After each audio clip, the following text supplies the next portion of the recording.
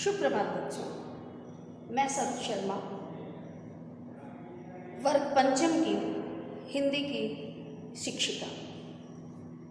बच्चों, ये हमारी नई पुस्तक है सुनहरी धूप और इसका प्रथम पाठ है एक कविता जिसका शीर्षक है कांटों में राह बनाते हैं। तो बच्चों, उस कविता को हमने पढ़ लिया है और समझ भी लिया है। आज मैं इसी पुस्तक का दूसरा अध्याय आरंभ कर रही हूँ, जिस पाठ का नाम है दया की जीत। मैं पहले आपको रीडिंग लगाना बताऊंगी और उसी के साथ ही इसे एक्सप्लेन भी करती रहूंगी। घायल पशु पक्षियों की देखभाल एवं सेवा करना मानव का सबसे बड़ा धर्म है। जीव जंतुओं के प्रति संवेदना प्रकट करती हुई महात्मा बुद्ध के बचपन की इस कहानी को पढ़ें। बच्चों, महात्मा बुद्ध एक बहुत ही ज्ञानी, त्यागी और परोपकारी व्यक्ति थे। बच्चों, उनके जन्म से ही पंडितों ने ये कहना आरंभ कर दिया था कि ये राजसी सुख को छोड़ देगा और संसार में ज्ञान प्राप्त करने के लिए और लोगों को ज्ञान देने के लिए, मोक्ष के लिए ये सन्यासी बन जाएगा। तो गौतम बुद्ध जो थे वो एक दैवी शक्ति थे बच्चों। जब वो इस संसार में आने के लिए तैयार हुए तो उन्होंने अपनी माता तो बाद में बनी थी, लेकिन महारानी शुद्धोधन राजा थे, उनकी पत्नी से, महामाया से उन्होंने कहा कि मैं इस पृथ्वी पर आना चाहता हूँ। और बच्चों, आपको पता है, हमने पहले भी पाठ पढ़े हैं, उनमें ये बताया गया है कि जब ईश्वर को भी यदि धरती पर आना होता है तो उसे माता का आश्रय जरूर लेना पड़ता है। माँ के बिना वो इस धरती पर आ ही नहीं सकते। इसलिए उन्होंने महामाया से ये रिक्वेस्ट किया, ये विनती की कि मैं इस संसार में आना चाहता हूँ, क्या आप मुझे जन्म देंगी? महामाया ने सोचा ये कैसा स्वप्न था। उन्होंने राजा शुद्धोधन को बताया तो शुद्धोधन ने भी वैसा ही कुछ देखा था, तो उन्होंने इसे सहर्ष स्वीकार किया। और जब समय आने पर उनका जन्म होने लगा तो उनकी माता ने वो रमणीक स्थान देखना चाहा था और जो उनके मार्ग में आया, नेपाल की तराई में, कपिलवस्तु की तराई में लुम्बिनी नामक स्थान पर, वो एक स्थान पर रुकी क्योंकि वो इतनी खूबसूरत जगह थी कि वहाँ से कोई व्यक्ति उसे कुछ क्षण उसका आनंद उठाकर लौट जाना संभव ही नहीं था। उन्होंने अपने कहारों से पालकी रोकने को कहा और वो वहाँ रुकी। उन्होंने एक कपे वो वृक्ष की एक डाल को उन्होंने पकड़ा और उस मनोरम दृश्य को निहारने लगे। और संजोग से उस बालक का जन्म उसी समय वही होने लगा जहां उन्होंने ज्ञान प्राप्त किया था। और वो रमणीक स्थान इतना प्रफुल्लित हो गया कि जिसकी हमें तलाश थी, जो यहाँ आने वाला था, जिसके लिए हम इतने लहलहा रहे थे, आज उसका पदार्पण हुआ।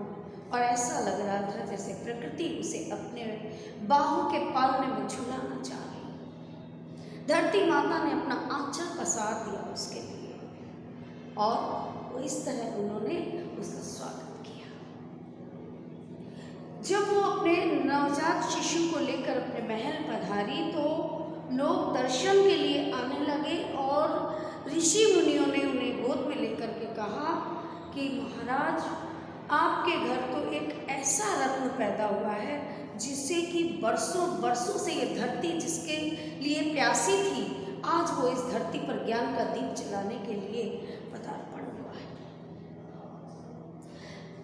उस संत ने यह भी कहा कि ये बालक अपने राजसी सुख को छोड़ देगा, क्योंकि ऐसे तो बिरले ही लोग होते हैं। और वो तो साक्षात वो संसार बनाने वाले ईश्वर तो नहीं थे बच्चों, लेकिन ज्ञान का दीप जलाने वाले वो तो बुद्ध थे, जिन्होंने लोगों को मोक्ष का रास्ता दिखाया। वो थे गौतम बुद्ध। तो उन्होंने कहा कि ये पूरे संसार में ज्ञान का दीप जलाएगा, लेकिन इसके उस सुख को देखने के लिए कि मैं जिंदा नहीं रहूँगा, क्योंकि मेरी उम्र तो अभी इतनी हो गई है और ये तो अभी जन्म लिया है, मैं वो सुख देख नहीं पाऊंगा। शुद्धोधन ने कहा, महाराज शुद्धोधन जो थे वो चिंतित हो गए। उन्होंने कहा कि महाराज आप ये क्या कह रहे हैं, यदि ये राजसी सुख छोड़ देगा तो मेरे राज्य का उत्तराधिकारी कौन होगा? मेरे तो ये एक ही पुत्र है, और ये भी यदि राजसी सुख छोड़ देगा तो मेरी प्रजा का क्या होगा, इस राज्य का क्या होगा? महाराज ने कहा कि ये तो विधि का विधान है, और ये बालक तो इस पृथ्वी पर आया ही इसीलिए है, तो अपने कार्यों को पूर्ण तो वो जरूर करेगा। शुद्धोधन राजा जो थे, वो राजा तो थे ही, उन्होंने सोचा क्यों ना मैं पूरे महल में इतने सुख भर दूं, इतने सुख भर दूं कि मेरे बच्चे को महल के बाहर जाना ही ना पड़े। न वो बाहर जाएगा, न दुनिया के दुखों को देखेगा, और न उसके अंत करने की इसके दिमाग में आएगी। तो उन्होंने क्या किया कि अपने महल में ही नदी तालाब भी बना दिए, उसके दोस्त सखा भी वहीं ला दिए, उनके पढ़ने का इंतजाम, उनके खेलने का इंतजाम, नृत्य संगीत सब कुछ उन्होंने अपने महल में ही कर दिया, ताकि मेरा बच्चा बाहर ना जाए। और फिर समय आने पर उन्होंने यशोधरा नामक राजकुमारी से उसका विवाह भी कर दिया। विवाहोपरांत उनके एक पुत्र रत्न प्राप्त हुआ जिसका नाम था राहुल। लेकिन चूंकि ये तो विधि का विधान था, उन्हें तो इस संसार के सुख को त्यागना ही था, इस राजसी सुख को त्यागना ही था, और सत्य की खोज में निकल ही जाना था। एक दिन उनके दिमाग में आया कि मेरा जीवन सिर्फ इस महल की चार दीवारी के लिए नहीं है, मुझे बाहर की दुनिया भी देखनी है। तो उन्होंने अगल बगल देखना चाहा, बाहर जाना चाहा, लेकिन जो उनके सिपाही सलार थे वो राजा शुद्धोधन के कहने पर उन्हें बाहर जाने से रोक देते थे। उसी संदर्भ में एक कथा है कि जो व्यक्ति जिस चीज के लिए जन्म लेता है ना बच्चों, और जो जिसके दिल में ठान लिया होता है वो उसे पूरा करके मानता है। पूरी कायनात भी उसके साथ उसके मकसद को पूरा करने के लिए जुड़ जाती है। वैसी एक कहानी है कि सिद्धार्थ जो थे, उस बालक का नाम सिद्धार्थ था, हाँ ये तो मैं भूल ही गई थी कि उनकी माता का कुछ समय बाद ही देहांत हो गया था, माता महामाया का, जिन्होंने उन्हें जन्म दिया था। लेकिन राजा की जो दूसरी पत्नी थी गौतमी, उन्होंने उसका पालन पोषण अपने सगे पुत्र की तरह ही किया था, इसीलिए उन्हें गौतम भी कहा गया। गौतम इनका गोत्र था, इनके गोत्र के नाम से इन्हें पुकारा जाता था, तो उनका नाम था सिद्धार्थ। अब एक दिन होता है कि वो जब उन्हें कोई बाहर नहीं जाने देता तो वो सोचता है कि मैं चुपचाप महल से बाहर निकल जाऊँ। वो एक दिन रात में अपनी पत्नी और बच्चे को सोते हुए छोड़ करके महल से बाहर निकलते हैं। बाहर निकलते हैं तो उनका एक सिपाही जो उनकी पहरेदारी में रहता था वो सामने आया। उनका महाराज आप कहाँ जा रहे हैं? कहा देखो मेरे रास्ते का रोड़ा मत बनो, मैं बड़ी मुश्किल से अपने आप को तैयार किया हूँ, मेरा मन मोह में अभी भी फंसा हुआ है, मेरे पत्नी के मोह में, मेरे बच्चे के मोह में, मेरे माता पिता के मोह में। लेकिन यदि मैं उनके पास अभी जाऊँगा तो उनके मोह से मैं छुटकारा नहीं पा सकूँ, उनकी आंखों में आए आंसू मैं बर्दाश्त नहीं कर पाऊँगा और मैं मेरे मकसद में कामयाब नहीं हो पाऊँगा। इसलिए मैं उन्हें सोता छोड़ करके सत्य की खोज में जाना चाहता हूँ, तुम मेरा साथ दो। अब जो सिपाही था वो निरुत्तर हो, उसके पास कहीं उत्तर ही नहीं था। वो उसके साथ बोले जब महाराज को पता चलेगा तो बोले ठीक है, लेकिन अभी तुम मेरे कार्य में मेरा साथ दो। वो उन्हें आगे ले गए। जैसे ही वो रास्ते में जा रहे थे तो देखा कि एक वृद्ध व्यक्ति सामने से जा रहा है, कमर झुकी हुई, लाठी का सहारा लेकर के वो जा रहा था। सिद्धार्थ ने पूछा कि भाई ये व्यक्ति इस तरीके से क्यों चल रहा है, ये लाठी का सहारा क्यों लिया है, इसकी कमर क्यों झुकी हुई है। सारथी ने, जो कि रथ चलाता है उसे सारथी कहते हैं बच्चों, सारथी ने कहा कि महाराज ये तो वृद्धावस्था है, ये हम सबको आनी है, प्रकृति का नियम है। हर व्यक्ति समय आने पर वृद्ध होगा, मैं भी होऊंगा, आप भी होंगे, आपके पिताजी भी होंगे, और तब हमें इसी तरह लकड़ी का सहारा लेना पड़ेगा। हमारी कमर झुक जाएगी, आंखों से दिखाई नहीं देगा, हमारे दांत टूट जाएंगे और तरह तरह की बीमारियां हमें घेर लेंगी। सिद्धार्थ का मन उदास हो गया, ये दुनिया है, इसे तो मैंने आज तक देखा ही नहीं। फिर वो आगे बढ़े तो उन्होंने देखा कि एक बीमार व्यक्ति तड़प रहा है, रो रहा है। उन्होंने कहा सारथी ये क्यों रो रहा है? महाराज इसे कुष्ठ रोग हुआ है, उसकी जो वेदना है, उसकी जो पीड़ा है, उसे ये सह नहीं पा रहा है, इसलिए इसके नेत्रों से आंसू बह रहे हैं। सिद्धार्थ का मन दुखी होता चला गया कि ये सत्य है, दुनिया में कोई भी बीमार हो सकता है। सारथी ने कहा हाँ, कोई भी हो सकता है। तब तक वो फिर और आगे बढ़ते हैं तो देखते हैं कि एक अर्थी जागृत होती है। अर्थी बेटा जो इस दुनिया से पलायन कर जाते हैं, यानी जिनकी मृत्यु हो जाती है, उसे लेके जा रहे थे। तो सिद्धार्थ ने कहा कि क्यों, ये अपने से क्यों नहीं चल रहा है, सब इसे बांस की खच्ची पे अपने कंधों पे उठा करके क्यों ले जा रहे हैं, और सब इतने उदास क्यों? कहा सारथी ने कहा महाराज जीवन का असली सत्य तो यही है, जो इस दुनिया में आया है वो जीव हो, जंतु हो, कीट हो, पतंग हो, पशु हो, पक्षी हो, पेड़ हो, पौधा हो, जो भी सजीव है, जो यहाँ पैदा होता है, उसे उसका यही अंत होता है। जन्म के साथ मृत्यु शाश्वत अटल सत्य है। तो क्या सिद्धार्थ ने कहा कि क्या हम भी इसी तरह मर जाएंगे? जी, मैंने कहा कि जो इस संसार में आया है वो इसी तरह संसार से पलायन करेगा, वृद्ध भी होगा, बीमार भी होगा, और इसी तरह 4 व्यक्तियों के कंधे पर वो शमशान घाट की तरफ जाकर के इस दुनिया से इहलोक से परलोक में वो चला जाएगा। और ये 5 तत्वों से बना हुआ हमारा शरीर 5 तत्वों में लीन हो जाएगा। अब सिद्धार्थ एकदम उदास हो गए। उन्होंने कहा सारथी से कि सारथी रथ रोको। रथ रोका गया और सिद्धार्थ उसमें से उतर गए, और उन्होंने अपने जितने राजसी कपड़े थे और राजसी गहने उन्होंने पहने, मुकुट था, गले में माला थी, बाजूबंद थे, अंग वस्त्र थे, उन्होंने सबको अपने अंग वस्त्र में बांधा और कहा कि सारथी मेरा इस संसार से अब मन उछट गया है और मैं उस सत्य की खोज में जाना चाहता हूँ जहाँ पर ये सब दुख दर्द न मिले। आप मेरे ये सारे सामान को महाराज तक पहुँचा दीजिएगा और अब आप यहाँ से लौट जाइए, क्योंकि आपका रास्ता अलग है और मेरा रास्ता अलग है। भारी मन से सारथी उनके उस सामान को, राजसी सामान को लेकर के अपने महल लौट आया और सिद्धार्थ आगे चले गए। और वो जाकर के लोगों से मिलते रहे, साधुओं से, संतों से, क्योंकि उनका तो जन्म ही इस दुनिया के लिए हुआ था, इसलिए उन्हें कोई भय नहीं था, उन्हें किसी चीज़ से डर नहीं लगता था। बच्चों ये कहानी बहुत लंबी है, लेकिन हमें सिर्फ अभी इतना ही जानना है कि वो महल से चले गए थे। उसके बाद की बात हम अपनी किताब में रीडिंग लगाते हुए बतलाएंगे। आइए हम रीडिंग आरंभ करते हैं। एक दिन सोते समय राहुल अपनी माँ यशोधरा से बोला, माँ तुम मुझे कोई कहानी सुनाओ।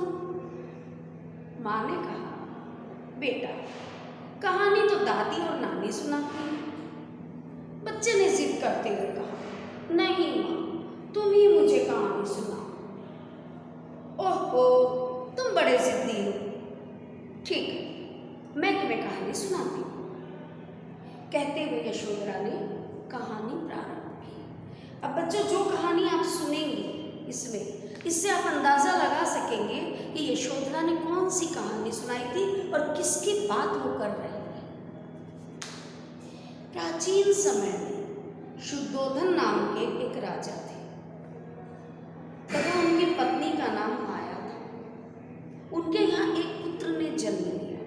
दोनों ने उसका नाम सिद्धार्थ रखा। सभी ने राजा को बधाई दी। राजा ने राज ज्योतिषी को बुलाकर बच्चे का भविष्य जानना चाहा। ज्योतिषी ने कहा, महाराज, यह बच्चा बड़ा होकर राजा तो बनेगा, पर यह राजपाट छोड़कर मानव सेवा और जीव सेवा करना ही अपना धर्म समझेगा। यह सुनकर राजा अति खुश नहीं हुए। उन्होंने बच्चे को राजसी सुख सुविधाओं की आदत डालनी शुरू कर दी। अब बच्चों, इसमें क्या है कि वो माता, बच्चों को कहानियाँ पसंद होती हैं, इसलिए बच्चे जिद भी करते हैं। वो कहते हैं मुझे कहानी सुनाओ।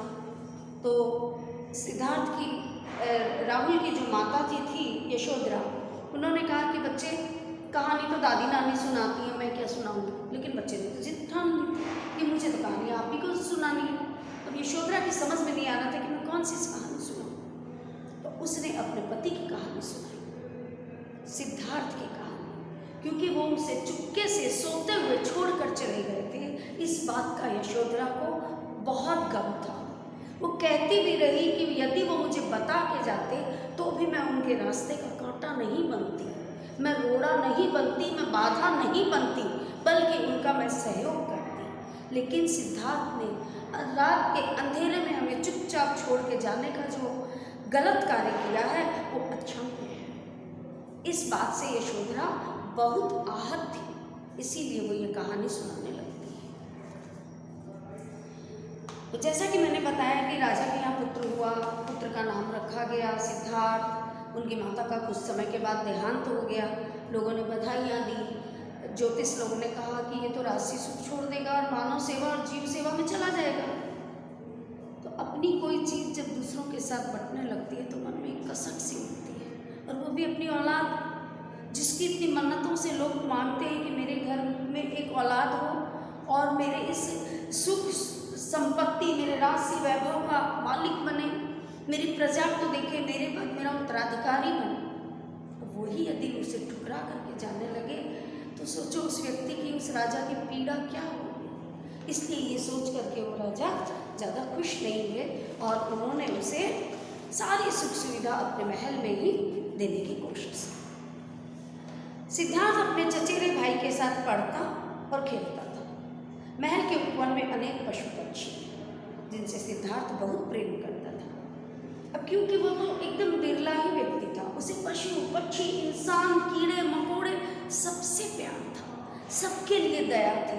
और उसका मानना था कि जितने भी ये जीव जंतु हैं, कीड़े मकोड़े हैं, इंसान हैं, पेड़ पौधे हैं, जितने सजीव हैं, इन सबको तो ईश्वर ने बनाया है। जैसे हमें तकलीफ होती है वैसे ही एक चींटी के ऊपर यदि पैर रखा जाएगा तो उसे भी दर्द का एहसास हो, और वो इतनी कमज़ोर है कि हम यदि उसके ऊपर पैर रख देंगे तो वो इस दुनिया से ही चली जाएगी। तो हमें ईश्वर की बनाई हर कृति से प्रेम करना चाहिए। इसलिए उनके अंदर में दया बहुत ज़्यादा थी।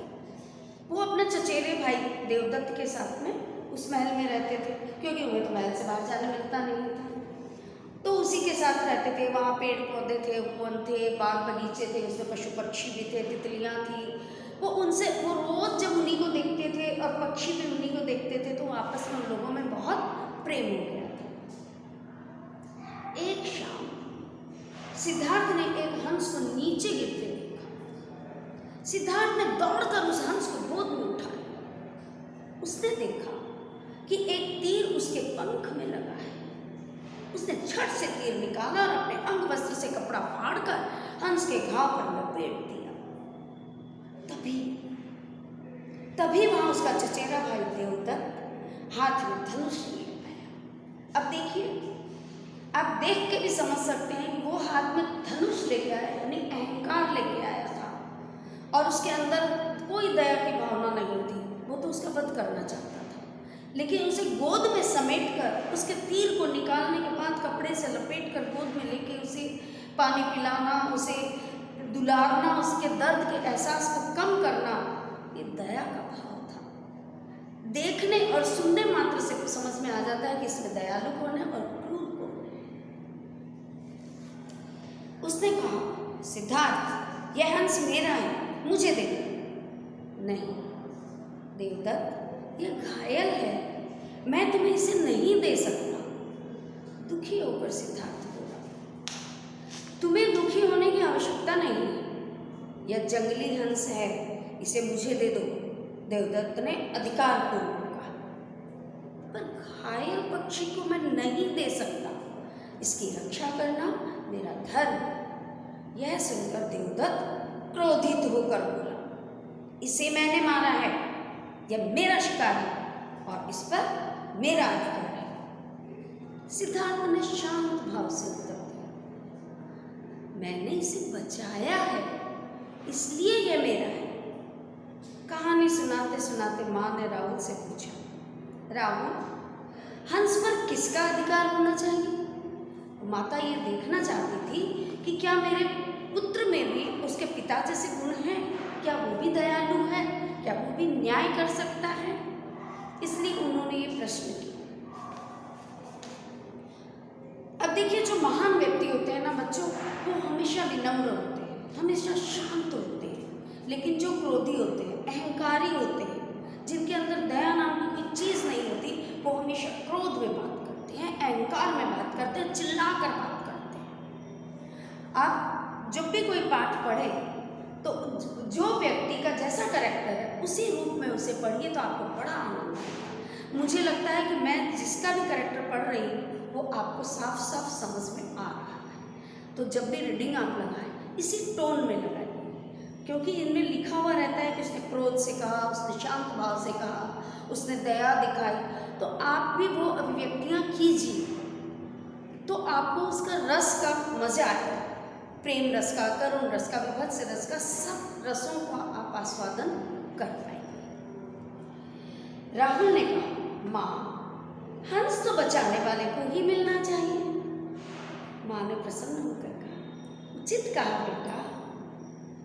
वे दोनों ही लड़ते लड़ते राजा के पास न्याय के लिए गए तो राजा ने फैसला किया, हंस पर पहला अधिकार सिद्धार्थ का है, क्योंकि भक्षक से रक्षक महान होता है, अतः हंस सिद्धार्थ को ही मिलेगा। बच्चों, भक्षक माने होता है जो किसी को मार दे, जो किसी को खा जाए, और रक्षक वो होता है जो किसी को बचाता है, जिसकी रक्षा करता है, उसकी मदद करता है। तो यहाँ रक्षक कौन था?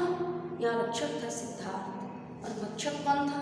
भक्षक था उसका चचेरा भाई देवदत्त। वो उसे मार डालना चाहता था और सिद्धार्थ जो था उसे बचाना चाहता था। तो राजा ने सही निर्णय लिया कि जो किसी को जन्म नहीं दे सकता तो उसे नष्ट करने का अधिकार क्या किसने दिया? ईश्वर हमें जन्म देता है, इस पृथ्वी पर लाता है, तो उसे मृत्यु देने का भी अधिकार है। लेकिन क्या इंसान को अधिकार है? उसने जब जन्म नहीं दिया तो वो उसे मार कैसे सकता है? ये न्यायप्रिय बात थी।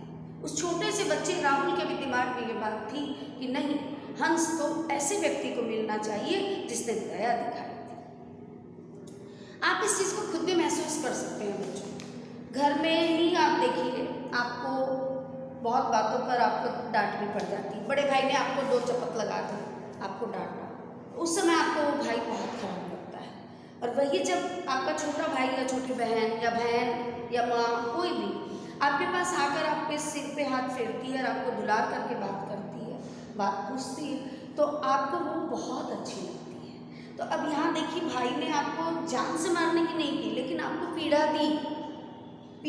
हालांकि उसने सही दिया, लेकिन वो आपकी समझ थी कि आप उस बात को समझ नहीं सके। तो आपके लिए उस समय वो आदमी क्रूर था, लेकिन जिसने आपको सांत्वना दी, जिसने आपको बचाया उसकी डांट से, उसकी मार से, वो आपको बहुत प्रिय लगेगा। तो इसी तरह बच्चों, इस संसार में जो किसी को दुख देता है, जिसके को नष्ट करना चाहता है, वो भक्षक होता है, और जो जिसे बचाता है, जिसे प्यार करता है, जिसे खुशी देता है, जिसे जीवन दान देता है, वो रक्षक कहलाता है। यही सिद्धांत बड़े होकर महात्मा बुद्ध कहलाए, जिन्होंने अपना समस्त जीवन सत्य, अहिंसा, परोपकार व मानव धर्म को समर्पित कर दिया। अब बच्चों, जैसा कि मैंने आप लोगों को शुरू में ही बताया कि वो ज्ञान प्राप्त करने के लिए महल छोड़ करके चले गए थे।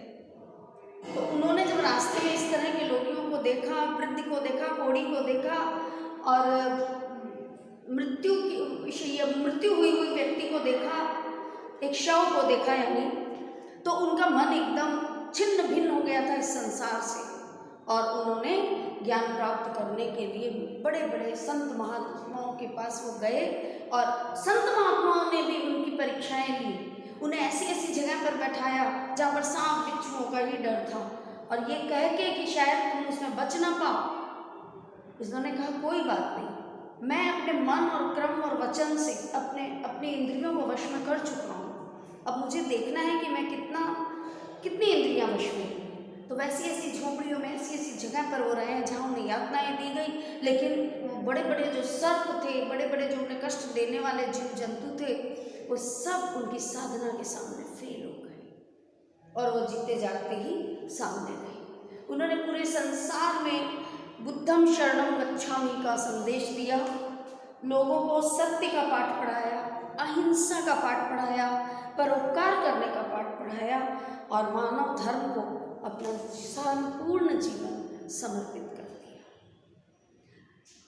अहिंसा के लिए एक बार एक राजा ने यज्ञ रखा था अपनी प्रजा के लिए, प्रजा और अपने राज्य की सुख शांति के लिए। तो उसमें एक मेमने की बलि चढ़ाने जा रहे थे और वहीं से गौतम बुद्ध गुजर रहे थे। उन्होंने देखा छोटे छोटे जीव, ये बकरियां और भेड़ बकरी वहाँ थी और उसमें एक छोटा सा मेमना था।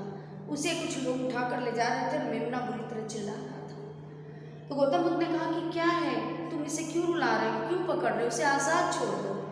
उन्होंने कहा नहीं, ये यहाँ के राजा ने यज्ञ रखा है जिसमें इसकी बलि दी जाएगी। गौतम बुद्ध अवाक रह गए। उन्होंने कहा क्यों बलि दी जाएगी? राजा ने कहा कि मेरी प्रजा और मेरे राज्य की सुख शांति के लिए मुझे इसकी बलि देनी है। गौतम बुद्ध ने बड़े शांत स्वभाव से कहा, राजन, इस मूर्ख प्राणी को जो बोल नहीं सकता, अपने आप को बचा नहीं सकता, उसकी बलि देने से यदि आपके राज्य में सुख शांति होती है तो मेरी बलि देने से तो आपके राज्य में बहुत कुछ हो जाएगा, आप लोग तो तर जाएंगे, आप लोग को मोक्ष मिल जाएगा। बोले क्या, मैं कैसी बातें करता हूँ? बोले हाँ, मैं ज्ञानी हूँ, मैं सन्यासी हूँ, मेरा आचरण अच्छा है, सब कुछ आपके यज्ञ के योग्य है, आप मेरे 1000 टुकड़े कर लीजिए और यज्ञ में आहुति दे दीजिए। महाराज उसे सुन करके चंबित रह गए और खड़े खड़े ही उन्होंने अहिंसा का पाठ उन्हें पढ़ा दिया। वो उसके चरणों में गिर गए और माफ़ी मांगने लगे और उसे अपना गुरु स्वीकार करने लगे। ऐसे ही बच्चों छोटी छोटी कहानियाँ बहुत सी हैं जो हम फिर उनके ऊपर कभी चर्चा करेंगे। तो आज का हमारा ये पाठ यहीं समाप्त हुआ। इसके बाद हम अगले पाठ की तरफ बढ़ेंगे। आप इसका रीडिंग लगाइएगा और कहीं भी कोई डाउट्स हो तो आप मुझे कमेंट करके मुझसे पूछिएगा, मैं सारे डाउट्स क्लियर कर दूँगी। धन्यवाद।